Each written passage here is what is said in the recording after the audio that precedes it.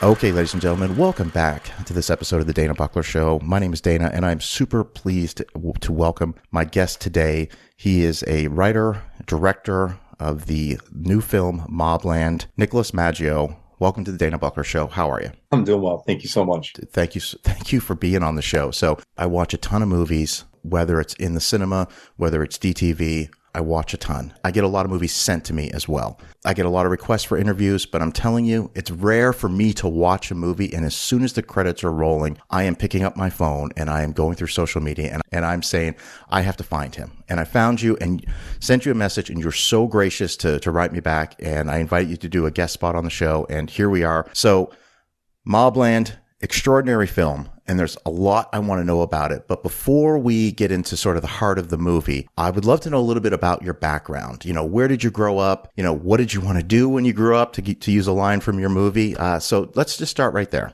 Yeah, absolutely. First of all, thanks for having me, man. Absolutely. I told you I love movies. I love talking about them. Doesn't have to be mine. I love people who nerd out about movies just as much as I do. So I'm stoked to do podcasts. I'm stoked to do yours. I'm super happy to do these. This is kind of a fun little break for me. I was born in Louisiana, New Orleans. Both parents born and raised in Mississippi. They go back a few generations. So I was lucky enough to have those Southern roots. And then I was raised mostly in Bakersfield, California. My dad was in oil, which is basically, like the military. You move around a lot, but Bakersfield is what I kind of claim has raised me. Went to high school there. Bakersfield, Central Valley, right in the middle, agriculture, oil. So I grew up there. And then moved to LA to go to school after that. And that's basically my childhood. As far as what I want to do when I grow up, man, I was I don't know. I think I went through scientist, cop, fireman. I did all the normal things a kid does. And then when I hit high school, I fell in love with photography. My dad gave me his old Canon. He built me a darkroom in my in the laundry room, bathroom. I think once my parents saw that grades was not going to be for me. I had my two older sisters were valedictorians, and then there was me, the black sheep. And so I think once they knew that, okay, shit, he's not going to go to Ivy League. I think my parents, it was really cool that they kind of fostered my love for the graphic arts, whether it be graphic design, photography, and then also when I discovered film, probably when I was like 13, 14 years old. So they were always very supportive about that. Went to college for graphic design, basically because I didn't know what else to do. Took some photo classes and did that, and then graduated school and then started a few different careers, landed in photography. While always kind of writing, I was always doing short films, cinema, film, movies. It was always a big part of my life, and I knew I wanted to come back to it. And I think by luck or whatever it is, I was lucky to be in photography, advertising, directing commercials. I learned a lot. I met the right people, and I just kept going. And then while also writing, and then it eventually landed with a feature, which is kind of what every commercial music video director wants to do, or most of them at least. And that was definitely me. So before I ask sort of the inspiration for the script, for the screenplay, no doubt there had to have been a couple movies that were influential to you growing up. And I mean, I know there's probably 100 that would make that list, but just off the top of your head, what are a few of those quintessential films that really influenced you? No, definitely. I talk a lot about Reservoir Dogs. Yeah. And it's mostly because it's so, I remember every single detail about it when I was 13. I was visiting a friend in Pittsburgh, and we went to the video store, and it was, seriously, it was the guy with probably the scraggly goatee behind the counter that was raised, and he looked at us and he slid the VHS over, and it's like, you boys need to watch this. It was one of those moments, and I remember we watched it in his basement, and I was so blown away because it's the first time I had seen a movie that was like that, and it was the first time that I understood movies could be that, and they weren't, big and Goonies and all the amazing movies we got to be raised with, but I didn't know movies could be that. Yeah. And honestly, that just I tore down I started watching all of, we were so lucky to be a part of the 90s Renaissance and have, to be able to live through that, which I truly think was mostly kicked off with Reservoir Dogs as far as I'm concerned. But man, that movie just set it off for me. Just opened my eyes to what else was out there. You know, it's interesting that you say that because I'm 45 years old. And so I remember Reservoir Dogs clear as day. And being able to see Pulp Fiction in the theater at age 16 was a life-changing moment. Totally. I mentioned when I reached out to John Travolta after watching Mobland, I sent him a long-winded text message like I do when I'm praising a film. And Absolutely. One of the things that I said to him, one of my quick reviews of the movie was, Mobland feels like a movie from the 90s. It feels like something from that time period. And to sort of get that correlation of Reservoir Dogs being that really inspirational film for you, I can kind of see it. So let's jump in. Let's talk about Mobland. You know, you mentioned, photography, commercial work, music videos, things like that, but getting that feature film.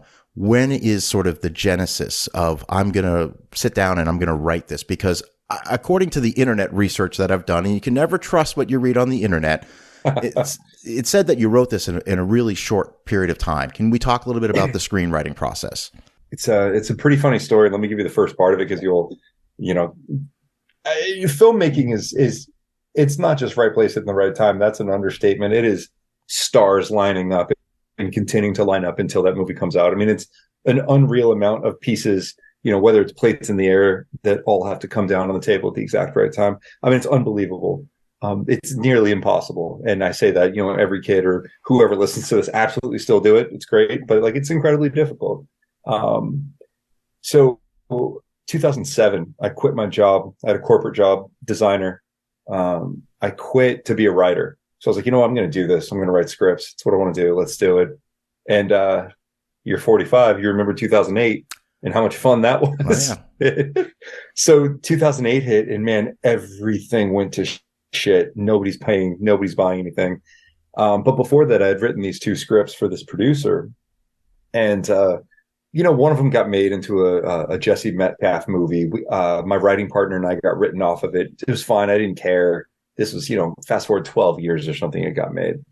So anyway, at the time, my old writing partner was like, yeah, but they use this piece and this. And I was like, bro, I don't care. Just, I doesn't matter to me. I'm past that. And he was adamant about going after this producer to, kind of get either credit or money, whatever. He went after him, had no part in it, didn't care. I got a check in the mail for absolute bare minimum, whatever it was. That was, God. So that happened. Fast forward 6 years later, COVID. I'm writing because I'm just buckling down. What else am I going to do? I'm just going to write these, 2 or 3 scripts, whatever, that I just had in my head. I got nothing but time. So I finished a script, and I shit you not, 3 days later, I get this text message from a 310 number, a Los Angeles number. And it says, hey, I got this Bruce Willis film you'd be perfect for. And I'm like, the fuck?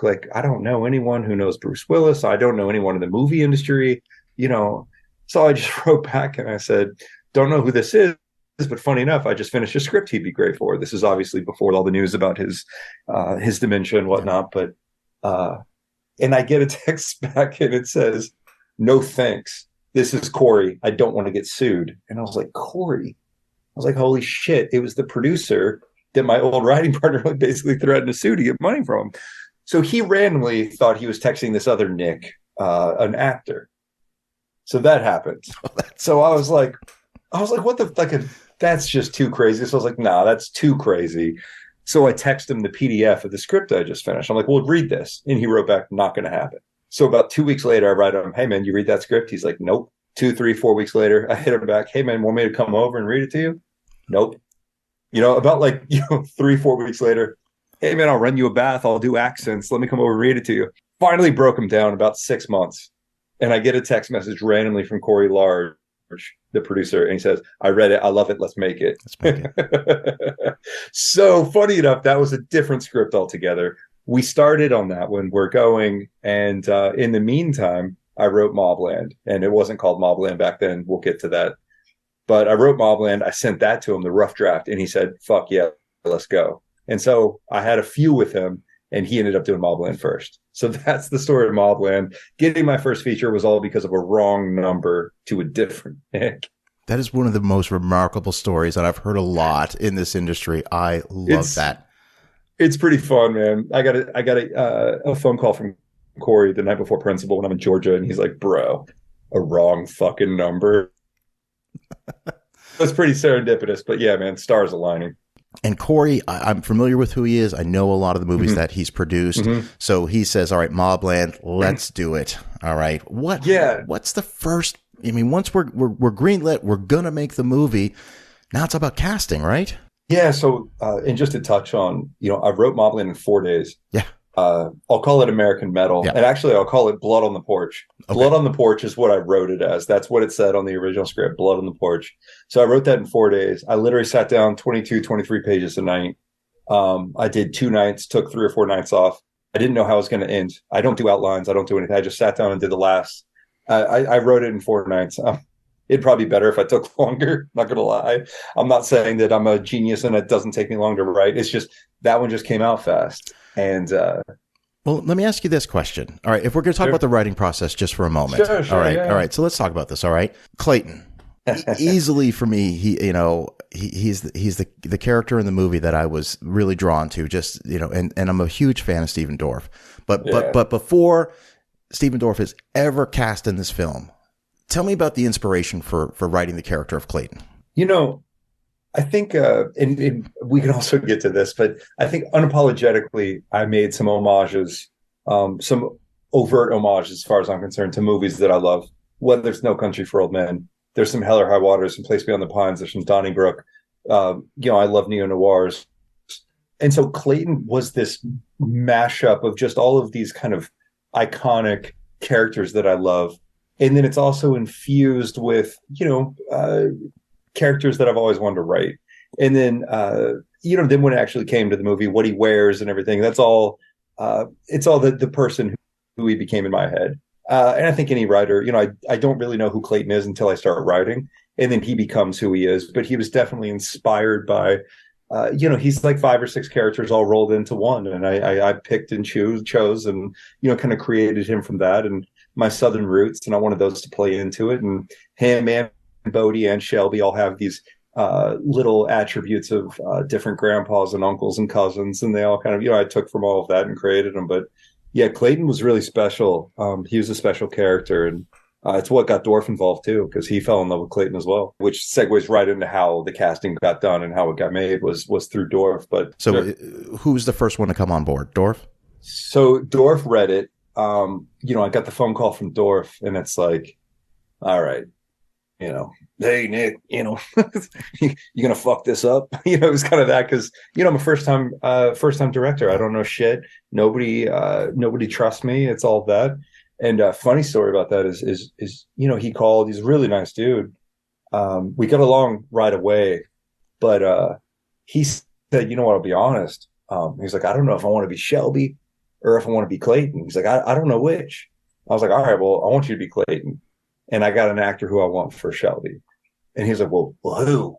I said, I want Shiloh Fernandez. I want Shiloh Fernandez. And he goes, yeah, fuck yeah. Yep, I'm in. Let's go. Let's do it. Absolutely. Yeah. And so the conversation basically ended there. Well, I got a phone call from the producer right after. And he was like, did you tell Dorff who you want to be the lead? I said, yeah. And he was like, fuck, man. He called me. And the first thing he said is like, boy, that guy's got some balls on him.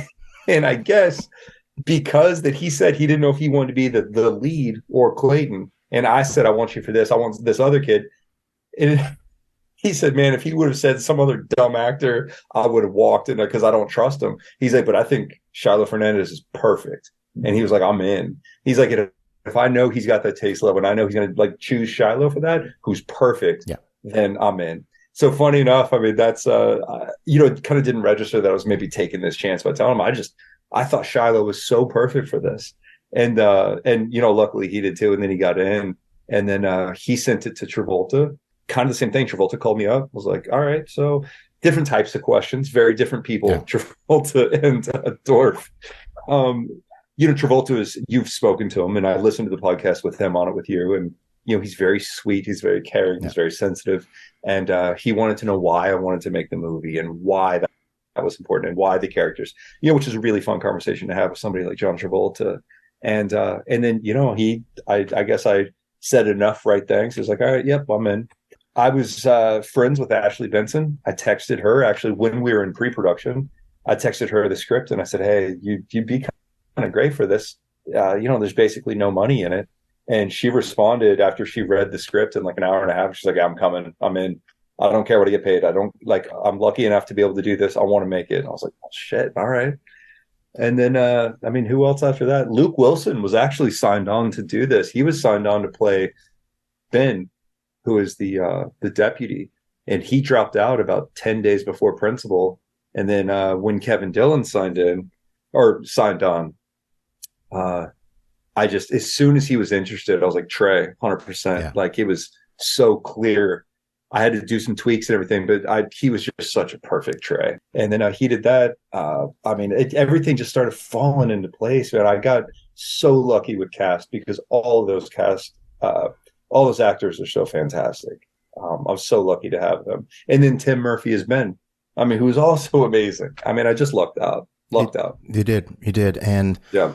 I just real briefly, I'm originally from Halifax, Nova Scotia. When I was 15 years old, my family, we moved to a very rural part of Tennessee. And I bring this up, Nicholas, because when watching this film, I know it's set in Alabama. I know you filmed in Georgia, but there's a level of authenticity to this movie that, I just wanted to point out, I thought was incredible. Having lived and gone to high school and spent 6 years in a town of 2,000, 40 miles north of Knoxville, which was quite the culture shock for me coming from a city of 400,000. And I don't want to go back to the writing process, but I do need to ask, the decision to set it in small town Alabama, where does that come from? Just from, where you grew up? No, I keep saying this. It's a fun story, but this is a fun story too. So I'm on Instagram. I love cars. Cars is a big thing with me. And I found these guys in northern Alabama who rebuild muscle cars, and their whole thing, their kind of ethos is just fucking drive them, get them on the road. It doesn't matter what you do. It doesn't matter how you do it. Junkyard. Get these old cars and go rip donuts in high school parking lots and drag race them and just have fun. And so I found these guys and I just kind of fell in love with their Instagram page. And so I DM'd him. I'm like, hey, man, I want to come and take photos of you. And he's like, the fuck? What you mean you want to come take photos of us? And my buddy from New York met me and we in Birmingham. And then we drove to northern Alabama, which I had never been, to Decatur or Huntsville. We drove up there, and these dudes were just so sweet. They took us in, and for 5 days, these strangers drove us around, took us to backwood drag racing. They took us to all their friends, their shops, their just everything. And I just fell in love. Again, I'm, having spent my summers in Mississippi, the South is not foreign to me by any means, but these people with the cars and the small rural towns. So when I was there, I was like, oh man, I got to set a movie here. It's just, this is perfect. Northern Alabama, car culture, everything that revolved around it. It was just so perfect. And, I needed the protagonist, the inciting incidents and whatnot. That's all just complete fiction. But the town and the people in the cars was very important for me to get right. And hopefully I did it justice. And they say I did. Yeah. And those guys ended up building the cars that are in the movie, and those guys were on set with me, the ones I met on Instagram. It's his drag car, it's his Monte Carlo that he runs at the beginning. The car that Shelby drives, that's Austin's car, who I met on Instagram. I'm still really tight with them. They came to the premiere of the movie. That's awesome. Let's talk about the principal photography. Let's talk about the actual production. So you're in Georgia. How long you got scheduled? How many days you're going to be shooting? What kind of schedule you're working with? So look, Corey, the production model. Yeah. They call them geezer teasers. This is a very specific type of thing that we did. And my whole thing with the producers and with the financiers, everything I said, give me that model, but let me just try to do something different with it. So when I wrote the film, I wrote it into that model, knowing that we could get a name, but if we got a name, we're only going to get them for X amount of days. So I try to figure out how to be smart with that, how to make him a main character without seeing him all the time, but bookending the film with his actions and with his words and, all of that. So that's what I set out to do. But with that comes low budget, incredibly tight schedules, incredibly tight. And so I knew what I was getting into, but I also had no fucking clue. But everything happened as soon as Travolta read it and he was on. We're off to the races. I mean, literally a week later, I was in Georgia and we had 2.5 weeks of pre-pro. That was it. And then we shot for 11 days of principal, and that's it. It was unbelievably fast. Every aspect of it was fast. So I'm going to try to keep some of this conversation spoiler free because for the listeners of the show, I want everyone to watch this film. I mean, that's one of the main reasons why I wanted to have you on the show. I wanted to, obviously learn as much as I could about the film, but I also want people to watch the movie. So there are some things that I'm going to keep spoiler free. Having said that, just the opening shot of the film going into the drag race is an incredible shot. I know movies are not traditionally shot in sequential order, things like that. But what was your first shot? What was your last shot? I always like to ask that question. Oh, no, that's great. That's fun. It's a funny story. I love it. I love it. It's a fun story. It's not fun. It's horrific and awful, but this is filmmaking at this level. We had the first location was the only day we had one location. It was the first one. And 6 p.m. on Sunday night, the location fell out. Yeah. And Monday morning was the first day of principal. And it was the kind of climax scene with the meeting of all the people. Yes. There's some violence. Yes. It's that entire scene. It's a pretty heavy lift between Shiloh and Steven in the car together. It's a pretty emotional conversation. It's all of that was supposed to happen. And it fell out at 6 p.m. My DP and I get in the car, drive 30 minutes to Winder, Georgia. And luckily, the guy who owned the lot across the street from where we were going to shoot, where we were going to set up base camp, was like, why don't y'all just check out my 300 acres? And we went and found that spot. So that was the very first scene we shot was the two of them sitting in the Cadillac together towards the end of the film. That was the very first thing we shot. Okay. And the very last thing we shot were the hands. Yep. Okay. Doing what they do. Yes. Which a funny story. Go on. Travolta. The AD took pictures of Travolta's hands because we knew that we wouldn't have him to shoot this shot. And so when we were sitting there, we all put our hands in.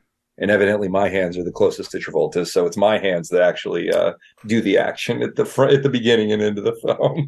But that's what we did first and last. What would be, again, keeping it spoiler free if possible, what would you consider to be the most challenging shot that you had to do? Oh, every single one. Okay. I mean, even the inserts was incredibly difficult just because of the time crunch. Yeah. But, I would say probably some of the ones with 3 or 4 actors at once, just being a first-time director, not understanding the level of attention that I needed to give to each actor and the level of, or the needs of each actor and how vastly different they can be minute to minute. And in a scene where you have one actor that wants to rehearse, one actor that doesn't, one actor that wants to get coverage done first because it's an emotional scene for them, or they're tight stunned, and then one action that would prefer to use the first 1, 2, or 3 takes as a rehearsal, and then one that doesn't. It's figuring all of that out very quickly as a first time director. It was a master class, or trial by fire, whatever you want to say, in directing, because it was like, oh shit, okay, it's egos, and I don't mean egos as big or it's just it's all of us. It's personalities, and then my personality, my ego involved in me wanting to make the film I wanted to make, and just balancing that out.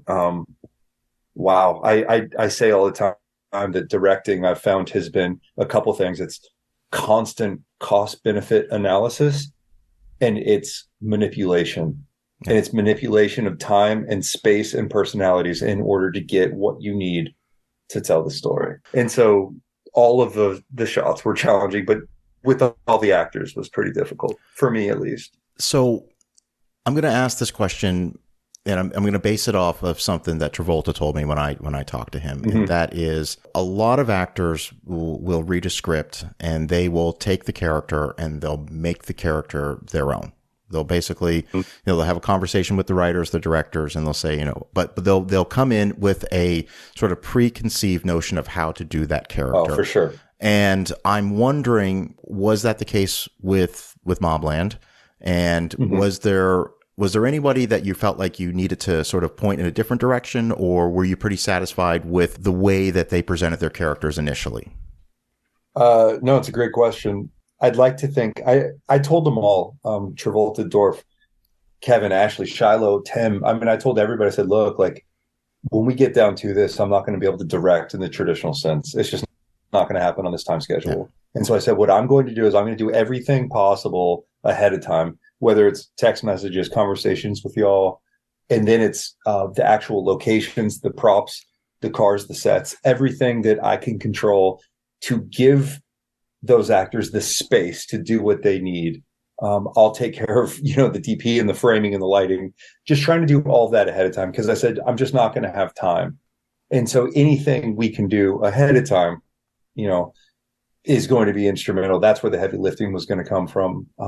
And they all were, absolutely. Some wanted more conversations with me beforehand. Some didn't. Travolta asked for photos of some of my relatives I base Bodie on. He wanted to talk about my relationship with them and what I thought about them. And, that was really fun because none of the actors really wanted that.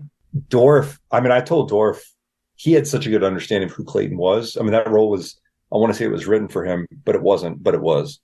It was just so perfectly him. He didn't need much.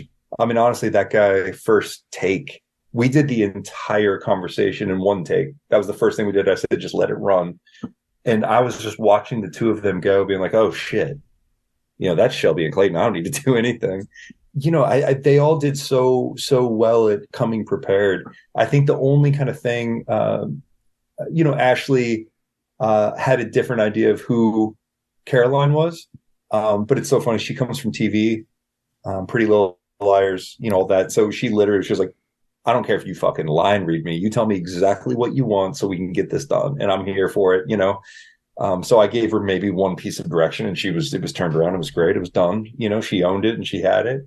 And then Kevin, we kind of pivoted quick on a couple things. Some ideas that off the top of just getting a sense of the scene and everything. The very first take he did, I changed a few things. The New York angle, I said, let's lean into that. Let's own it. And he's so lovely and fun to be around that I think he was able to kind of chill out a little bit when I told him. I think he maybe thought he needed to be a little bit tougher. And once I knew he was involved, I said, no, like we're going to lean into the fact that everyone who watches this probably watched Entourage and they already love you. So we can get dark and we can have you do some fucked up shit and people are still going to love you for it. So I was like, we're going to lean into that and lean into the manipulation of the audience in that way. And that was the thing with his character, because it's like Johnny Drama. That's who I'm seeing. Right. But then quickly that quickly evolves into, oh no, wait a second. Nope. Pump the brakes a little bit, Dana. Totally. And he's brilliant in the movie. Absolutely brilliant. He's so good. He loves it. Thank God. And, his manager loves it. She wrote me a really sweet email and, he's good in it. Everyone's just good. And I think it's, thank God I wrote a script that wasn't dog shit. And I think they all kind of enjoyed, but they all had their own unique characters to kind of bite into. And I mean, there's not a lot I would change, even looking back with the characters and with the acting. It's just, God, it was so fun to watch all of them do it. I mean, look, it's my first movie, so everything's still, like New York City when you're like 7 years old looking up. It's like, it's all magical. It still is. Don't fuck that up for me, Dana. No. But let me ask you this, because this is an 11-day shoot. All right. So I want to get into the mind of Nicholas for a moment here. Okay. 11 days. All right. All right. I'm going to fire 3 questions at you real quick. First question is, what's going through your mind the morning you wake up, the first day of shooting? Okay.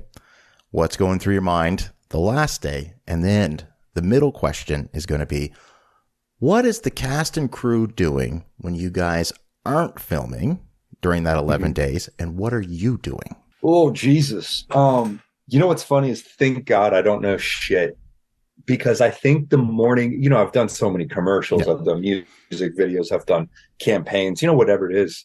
Thank God I was just naive, because the first I mean, I was putting out fires left and right, and then, having the first day, the location fall out. But I think I woke up, super nervous, but really excited. And just, I had to kind of tap into the part of my ego that's like, please, I fucking got this. Because I think you have to. It's self-preservation. You got no fucking choice but to deliver.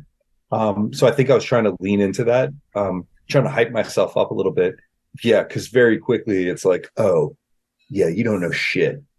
And this is like, but yet you kind of can't let people think that. I mean, I can tell you fun stories, but and then I had Dorff in my face yelling at me first day of filming my first feature film. I got Dorff fucking going crazy on me because he's Dorff and that's what he does, and he's intense as fuck. And so then I had that too, and so I got everything day one. Okay, I love that. That's good. I'm picturing Dorff. I'm just picturing. Oh God. Okay. All right. That was like trust me. You can. He's. It's pretty funny, and I can give you a little of that. But he's he's such an intense guy. But I had already shot 5 hours, 6, and he got really really heated about something because he couldn't do what he wanted to do physically because the actor he was playing against is like 78 years old. Yeah. And the physicality that he wanted and felt like he needed to give, he couldn't physically. And so he didn't trust that my solve for it, I think at the time, would play out on screen. And so he was getting really frustrated. So I knew where his frustration was coming from. And finally I had to be like, look, man, I fucking get it. I know this is stressful to trust me, but like, I will not fuck this up for you. I will not make you look stupid. And so I think once I kind of hit him with a little empathy and everything, he was like, all right, let's get this done. And I didn't. I think the scene that I'm talking about looks great. And he was able to get physical. No. I know exactly the scene you're talking about. Since it was the first day of shooting, you already explained what that scene was. Yeah. And that's, I'm going to just say this movie does have a couple what I call audible what the fuck moments in it, where I was just like, oh shit. And that is one of the great scenes in the movie where he is, for lack of better, he's had enough. And totally. And I love that, and I'm being vague as possible because people that see the movie will know exactly what I'm talking about. So I'm going to go to the last question next, which was, okay, you're done shooting for the day. Each day, 11-day shoot. What's the cast and crew doing during the downtime, and what are you doing? I mean, wait, so you're going to the end, right? Yeah, I'm going to go. I'm going to go. I'm going to go middle. The middle. Yeah. What are you guys doing? What's everyone doing when you're not shooting, and what are you doing? Honestly, I don't remember what the fuck everyone's doing because all I would do is I would literally lie in the grass and just be like, whoa, try to recenter myself, if you will. Like it was such a whirlwind. And I'll be honest, like I said, I love movies. I'm a film nerd. I love movies, and I would literally grab my DP, Nick Matthews, who I love to death. I'd be like, listen, I get it. We're stressed. We got 3 hours of sleep in like 6 weeks, but like, holy shit, dude, we're making a movie. Like, this is so much fun. And so I did make sure that I enjoyed it. And my fiance was great at doing that too. You're making a fucking movie. Shut up. It's like nothing matters. You're making a movie. You're doing what you want to do. So I did make sure to do that. But honestly, it was such a blur that I remember such a detail about certain things. And then I think there's whole days that I probably don't even remember because I was just running off of instinct and adrenaline. Okay. Tell me what. And so anyone else, fuck, I don't know what they're doing. I love it. When you yell, that's a wrap, what's going through your mind? Oh man, it was late. It was 2 a.m., 3 a.m. We're on somebody's front lawn that, the location manager asked to double as a little spot. And I think it was funny because it was okay. By that point, I knew, holy shit, like I think we might have pulled something off. This isn't a train wreck. Like, okay, like I felt good. I was like, I was watching performances like, oh shit, like we got everything. We didn't. We basically shot the script. We didn't miss anything. I was like, I know I have enough to tell the story. I was like, oh damn, we might have done this. But it was also, as soon as we wrapped, I remember I was like, oh, that's not even half. That's not even close to a quarter of what I got to do now. Yeah. But it was also exciting because I've done enough commercials. I've done enough things that I know that so much happens in the edit. That's where everything comes out. Okay, so you have wrapped but that is just the beginning. Like you mentioned, it's 11-day shoot, but now we're going to get into post-production, which is, everything from the editing to the sound mix to the color grading, everything, the deliverables. I mean, take me through the process from the last day of shooting to when you lock picture, and how involved are you? And is it a 7-day-a-week adventure? Yeah, no, I mean, I was very involved because I wanted to be. I fought to be involved. Dorff fought for me to be involved. Again, when you're at this level, first time director, you got to eat a lot of shit. We all love the movie Layer Cake. Yeah. I'm at the bottom and I'm eating a lot of shit on the layer cake. And so Dorff was instrumental in making sure that I got the editor I wanted. He really trusted me by the end of this thing, thank God. So he went to bat for me a few times, but he made sure I got the editor I wanted. Just kind of helped keep an eye on things within reason at the beginning. So I brought on Brian Gaynor, he was a friend of Shiloh. Shiloh gave me his name. I watched 2 of his movies and I was like, shit, he did a couple of things. I was like, that's interesting. And after we talked, he read the script and he was like, oh, I love this. I'm in. Very quickly, Brian Gaynor, once I even saw the first cut, everyone is terrified of their first cut. And I hated it. But he did enough things in the film that I didn't know were even possible. Little things. I was like, fuck, that's a good idea. That I knew that I'd made the right call. He's such a great editor. So started with that. David Steinberg, I got him involved as composer. He's a guy I knew, and I think he did a great job scoring.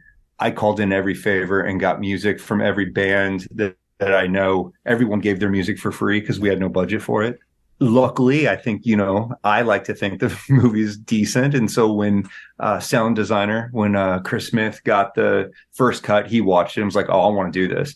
It's not enough money. You guys don't have enough money for me, but like, I'm in. And him and his friend who got involved, they had done some John Wick. They did Revenant. I mean, they did amazing stuff. And so I had really good people involved because luckily people liked the cut that Brian did. And, we were able to get some really good talent and, people who I wanted, because I didn't want it to just be a classical, cheap score with some sound effects. I was very, very particular about things. And so luckily, I kind of bullied my way into letting everyone let me do that, as a first-time director. Nicholas, it shows. Everything shows because, and I want to be cautious in how I say this, all right? I've said this before, I watch a lot of DTV, movies, and okay. I know you use the term, geezer teaser, things like that, and I watch those movies. I do too. I do too. I know what? Yeah. A special place in my heart for them. Totally.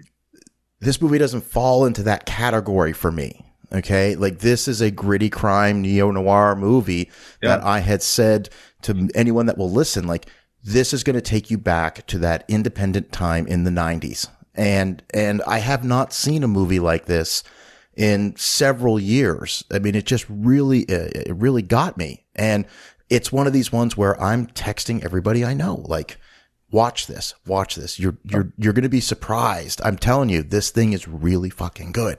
Now let's get to the premiere. I mean, when you screen this, the cast and crew screening, take me through all of that. So you've locked the picture. You're happy with it. Lock the picture, and of course, I think Travolta was the only one contractually. I believe, I don't remember I don't think he could give notes. He couldn't say you have to change this, but I think the contract, whatever, it was like, hey, you'll be listened to. Yeah. And so Travolta called me after he watched it. In fact, he called Dorff first. And Dorff took a screen grab of the text message and sent it to me. And it was basically, and I hadn't talked to John since I actually didn't even know he got that cut. I thought we were going to wait for another one. At Dorff, it was basically like, thank you so much for pushing this and for giving me this script. We made a fantastic film together. And I was like, oh shit, he likes it. That's great. And then I got a phone call from John and he had a couple small notes and, they were all good notes. I'm not going to pretend to know more about filmmaking than a seasoned, movie star for 4 decades or whatever. But no, he had a couple notes, but he was like, hey man, you pulled it off. Like he said, this is, to Dorff, he said, this is one of my favorite films I've watched in a long time. And, of course I cited some some inspirations and references in this. And I'm not going to name him for this, but he said, I'll tell you right now, I like our film better than any of those. So, which is very sweet of him. It's his film, but hey, I'll take it. Distribution. I mean, this is something that Corey's going to handle, right? Is that pretty much how the distribution model works when he comes on as producer? Well, funny. So, Corey had done those Bruce Willis films and, nothing against those. I'm friends with Edward Drake, the writer, director, review those. Fantastic. It's a whole nother art form, what he does for those. I mean, look, because I think you and I are so close so close together in age, like we grew up on the action films. And so when we watch those films, the Bruce Willis films, it's like, we know what they are and what they're trying to be. And we know what they're not trying to be. And that's why I love them so much. Yeah. I saw the interview and Tarantino said the same thing about the Bruce Willis films. He was like, these are fantastic kind of pulpy action films, exactly what they're supposed to be. Yeah. I didn't want to make that. And it's not because they're bad or anything. I'm not going to keep caveating, but I knew I wanted to make something different, but I love those fucking films, man. So Saban was involved before this thing even got shot. So once we got everybody involved, we were financed because of it was basically pre-sold. Yeah. So we knew that we had a buyer for it.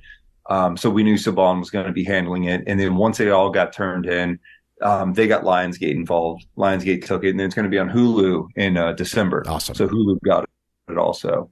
So a few more eyes will get on it and everything. But it's funny because you're catching me. I haven't done a podcast in a couple of weeks, and you're catching me after my film has been reviewed, and my film has been negatively reviewed and positively reviewed. And my whole emotional reaction to that it's been really wild because I didn't know how I was going to handle it all because it's my first.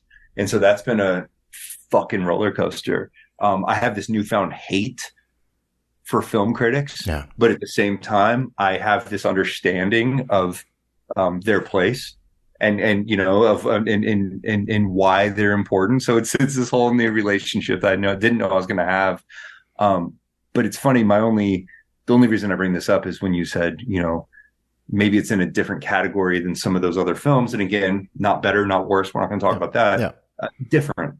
And, somebody said the other day, they said, your film is being talked about even in some of the, fucking Rotten Tomatoes, Jesus. But, some of the ones that got a splat, if you read them, I look at them as positive reviews. I'm like, they're like, hey, this film is not quite No Country for Old Men. Yeah. I'm like, yeah, I'll fucking take that, bro. Like, it's not a mid-career fucking masterpiece that took 30 million and 60 it's like, what the fuck? Sure. So somebody said the other day, they said, your film is getting knocked for not being a fucking neo-noir masterpiece. And I'd rather take that than being praised at being like, that's a really good film for having been shot in 11 days and for a B movie and for, all that. So it's like, we're being discussed at least with some pretty epic films. And, we got well reviewed. We're like 33, 34 reviews, Variety Times, IndieWire.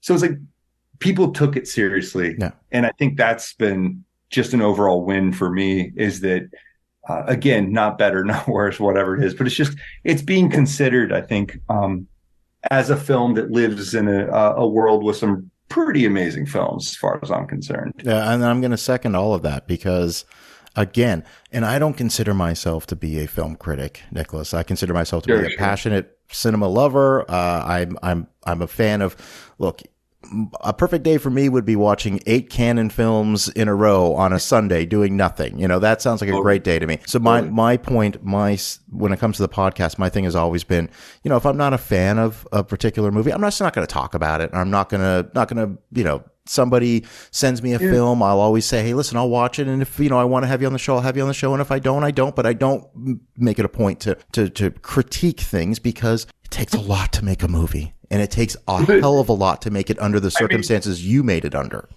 And I'm glad you say that because I'm like, yeah, right. But it's funny. I always say this. I tell people it's like a food critic saying like, I fucking hate peaches. I'll take the peach cobbler. And then they're like, ew, that peach cobbler is disgusting. Don't go to this restaurant. It's like, motherfucker, you don't like peaches. Like, don't eat it then. And so that's how I feel with a lot of the critics. It's like, it's either like, oh, John Travolta's new movie, Saban. Okay, it better be fucking amazing. You know, or it's, well, I don't like movies like this, so let's see what they did. You know, it's like, well, don't watch it then. It's not for you. Because I think people who, and I say this, people who like it, it was made for them because it's a specific audience. And people who don't like it, it's not your thing. Yeah. And La La Land is unwatchable to me. It's probably, I know it's an amazing film. Objectively, I'm sure it's a fantastic film. Sure. I get that. I can't watch it, but I will watch Fast and Furious 25 times in a year. It's so funny you said La La Land because I was about to say, well, you'll have to tell me because I've never seen it. It's just not something I've ever wanted to watch. I turned it off 2 minutes in. Does that mean that director is not a national treasure? No. Like, of course he is. He makes amazing movies. Whiplash was amazing. I get it. It's like I get it. And objectively, I understand. It just means it's not for me. Like, I fucking hate Nirvana. It doesn't mean they didn't change music forever. Yeah. I don't get what they did. So Nicholas, I know we're a little pressed for time. I'm looking at the clock right now.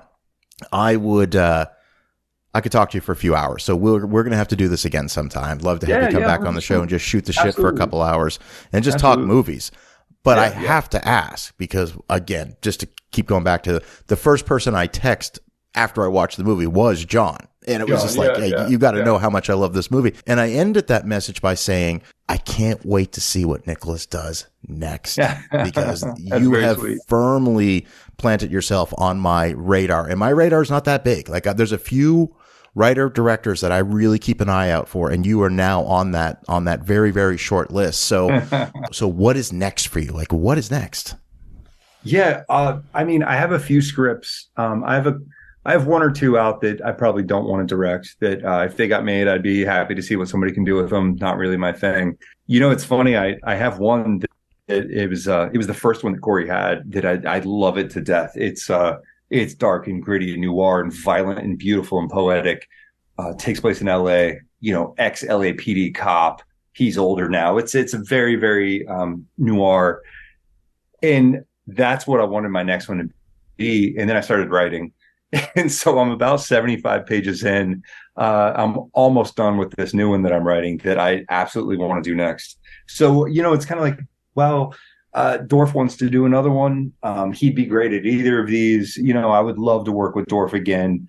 So it's kind of like, you know, I'm not that I'm not trying to hurry up and do something, but at the same time, it's kind of like, well, you know, Corey wants to do another one with me. We can get it financed. So it's just kind of a matter of figuring out what's right. It's kind of like, hey, if the right actors sign up, then Dog Days of Heaven is the name of the script. You know, I'd love to shoot Dog Days next. And if not, then, you know, if I can get this other one finished, I think it would be really fun. It's a comedy that I'm writing, and it's dark as fuck and violent. And, you know, it's still a very much a neo-noir. But it's, you know, there's elements of, you know, it's dark comedy as well. So it's really, I'm having a blast writing it. I love the characters and, you know, we'll kind of see. I hope to do one of those next. I don't always want to direct my own material. It's not that important to me. I think I just haven't read a script yet that speaks to me the same way that mine do. I think that's probably a lot of directors. But, you know, I'm open to reading something and hoping that it's like, oh, man, I would love to tell that story, you know? I love it, man. Hey, listen, I know you have an incredibly busy schedule right now. I really appreciate you taking just a little time out of your day to just kind of talk to me about the filmmaking process. I find that incredibly fascinating. It's one of the reasons I started this podcast was to get an opportunity to talk to people like you. So thank you. Thank you for the amazing movie that you made. You know, I've seen it 5 times. I'm going to watch it again. You mentioned it's going to be on Hulu soon, but it's currently available video on demand pretty much anywhere you can get your VOD movies, correct? Correct. Yeah, I think it's Amazon just dropped the price back down. You know, they start them high at $20 or something. I think iTunes might be down to $5.99 or whatever. And then Hulu, I think December 3rd. Okay. So if you have Hulu, it should be kind of front page for at least, you know, a few days or something. So we're hoping. Even though the cover sucked, but don't get me started on the fucking cover data. We'll come back to that the next time you come on the show. We'll talk about great because the title and the cover were not my fucking idea, guys. Yeah. Social media? Anybody want to follow you on social media? Can they do that? It's just my name, Nicholas Maggio, at Nicholas Maggio. It's a lot of my I don't do a lot of personal. It's most of my commercial work Gotcha. sometimes, some photos. But yeah, I mean, hey, DM me. Hey, listen, I did. It worked out. You're here on the show. I For appreciate you, man, sure. so much. So, Nicholas, thanks for doing the Dana Buckler Show. We will talk soon, okay? Absolutely. Thanks for loving the movie. Absolutely. All right. And my name is Dana Buckler, and thank you so much for listening.